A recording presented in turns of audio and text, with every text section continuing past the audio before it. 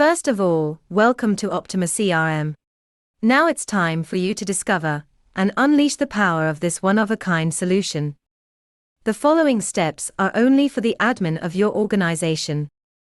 From within the master office, you control the look and feel of all offices, enable or disable functions and menus, and define the users within the organizational structure of the company or group of companies. Optima-CRM is an all-encompassing solution that you configure to fit the needs of your organization and individual units. There are two instrumental areas to explore, so you can make adjustments wherever needed. The first area is located at the top of the screen, named Agency Settings.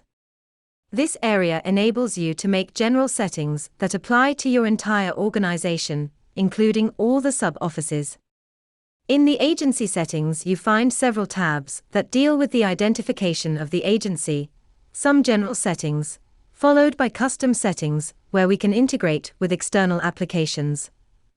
Furthermore, there are settings related to rentals, MLS GDPR, and many other elements.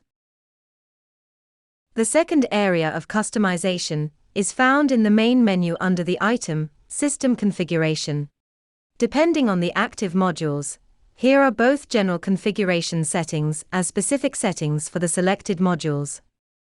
General settings include Users Management, Offices Management, Geographical Settings, Invoicing Management, as also Objects Settings, Rental Settings, Boats and Moorings Settings, and so on.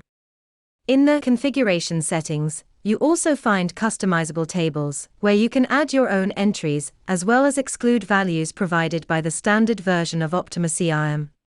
Even though the standard configuration is for many businesses a perfect setup, we recommend you to get to know all the customization potential within this area, as it has the capabilities to set your business far apart from your competitors. To get started, we recommend the following sequence dealing with settings, without the obligation to make any changes. The first step is to define the organizational structure of offices, as well to which extent each office needs to be independent or interdependent.